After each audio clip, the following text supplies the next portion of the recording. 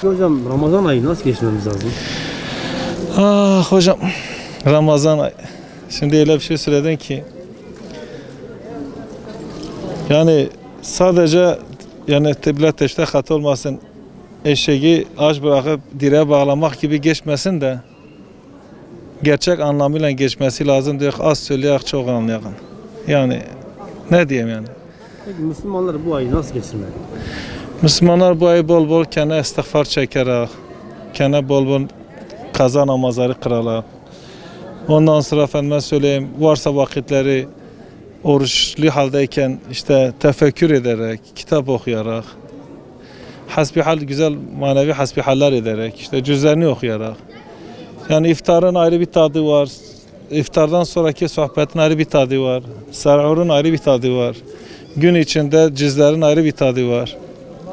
Yani Ramazan geldiği zaman sen biliyorsun ki yani bir rahmet ayı, yazı kışı fark etmiyor. Bir esinti insanın ruhu haline geliyor yani o acılığa.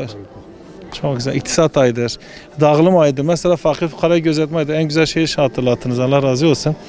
Mesela bugün garibanlarımız Rabbül Alemin bize apaşıtmış olduğu bu Ramazan ayında verilen zekatlar, sadakalar, fıtralar, ondan sonra efendime söyleyeyim yani fakiri güldürme ayıdır. Hem kendinle beraber fakirin halinden anlama ayıdır. Yeter ki ne için oruç tuttuğumuzu bilelim. Tutarken elimize, gözümüze, dilimize hakim olalım, sahip çıkalım. İnsanlar arasında irşad tebliğ görevi o gün daha Ramazan'da daha bir aktifleşmesi lazım. Mesela şuurlu bilinçli Müslüman kardeşlerimiz için söylüyorum.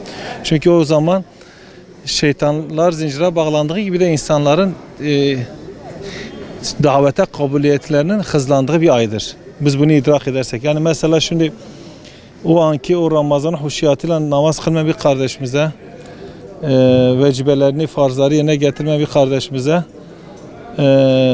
en güzel şekilde ulaşabilme, ona irşad edebilme bir vaktidir. Yani biz bunu değerlendirebilirsek komşumuz olsun, esnaf arkadaşlarımız olsun, yakın arkadaşlarımız olsun. Ramazan ayında ve Ramazan'dan sonraki yaşantıyı bütünleştirecek bir ilk adımı olarak Ramazan ayını görebiliriz. Mübarek Ramazan ayı nasıl geçirmemiz lazım? Şimdi bizim bulunduğumuz zaman içerisinde bazı gün ve geceler diğer gün ve gecelerden daha faziletli kılınmıştır.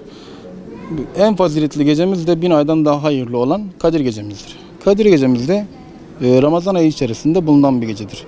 Ramazan ayındaki oruç, Rabbim diyor ki ben Ramazan ayında tutulan orucun sevabına ben kefilim. Ben vereceğim yani. Onun ölçüsünü sadece ben bilebilirim.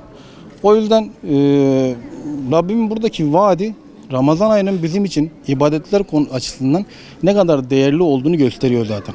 Ayrıca Kadir suresindeki, Kadir gecesindeki 1000 aydan daha hayırlı ayeti de bizim bu bulunduğumuz ay ve günün bize ne kadar faziletli bir ay olduğunun göstergesi. O yüzden biz elimizden geldiği kadar bir Müslümanın yapması gereken bütün ibadetleri nasıl normal zamanlarda yapıyorsak Ramazan ayında da devam etmek. Ayrıca elimizden geldiği kadar daha çok sadaka, daha çok zekat mesela Ramazan ayında verilir. Neden? Ramazan ayında verilmesi daha faziletlidir. İşte yardımları genelde insanlar Ramazan ayında yapar. Neden? Çünkü Rabbim 1'e 1000 vaat veriyor. Ramazan ayını ve Kadir gecesini fırsat olarak değerlendirmek gerektiğini düşünüyorum. Namaz kılmamız lazım, oruçumuzu tutmamız lazım. Ondan sonra hayır vermemiz lazım, zekatlarımızı vermemiz lazım. Ama bu pandemide hiç kimse kimseye sahip çıkmıyor. Fakir öldü, zenginler kalktı. Onu tek biliyorum. Vicdan iman kalmamış. Hastanelerde nice insan yatıyor, para yoktur ceplerinde. Bunu kimse anlatamıyor.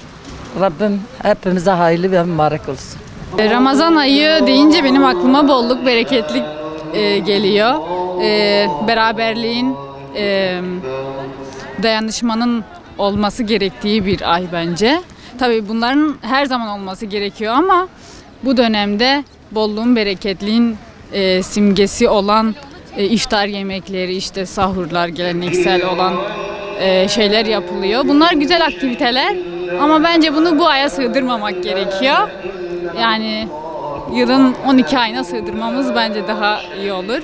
Yani bir Müslümanın her zaman dikkat etmesi gerekiyor ibadetlerine.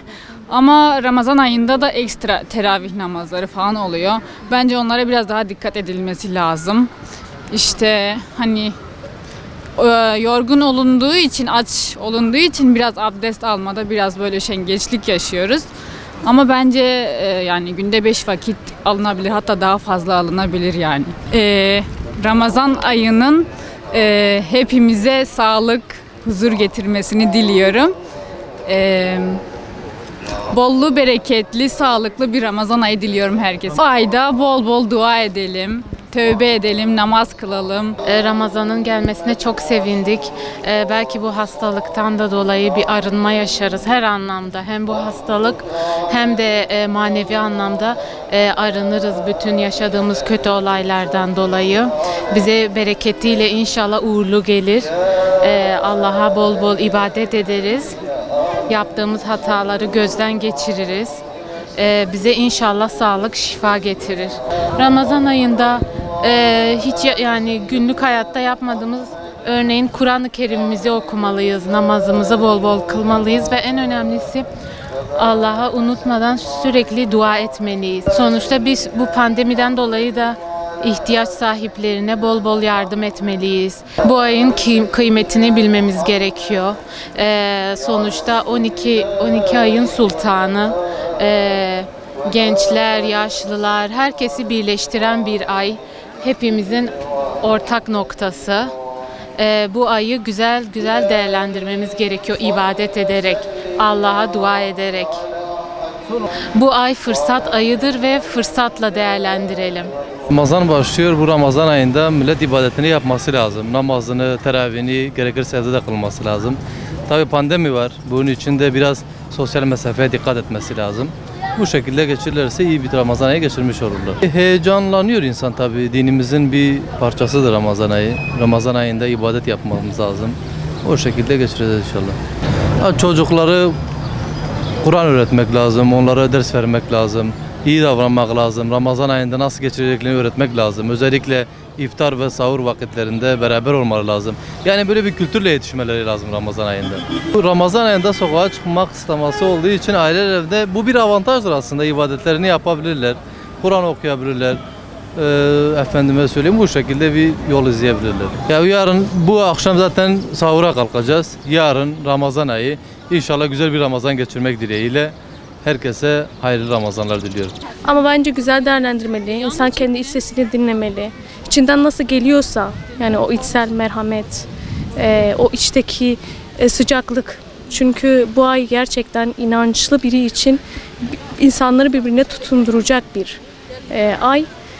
Kişi içinden nasıl geliyorsa, nasıl iyi hissedecekse bence o şekilde değerlendirmeli. Yani sadaka, zeka olur. Özellikle ihtiyaç sahiplerine, bildiğimiz etrafımızdaki insanları. Önce yanımızdaki insanları görelim. Daha sonra uzaktakine bakalım. Biz genelde uzaktakini daha kolay görebiliyoruz. Bence yanımızdakine önce el uzatmalıyız. Çünkü bu bir zincir. Yani yanımızdakine yardım ettiğimizde muhakkak o diğerine ulaşacak ve bu zincir yerine ulaşacaktır diye düşünüyorum. Kitap okuma saati yapılabilir, Kur'an okuma saati yapılabilir, birlikte namaz kılınabilir, belki dua edilebilir. Yani evi camiye dönüştürebiliriz aslında.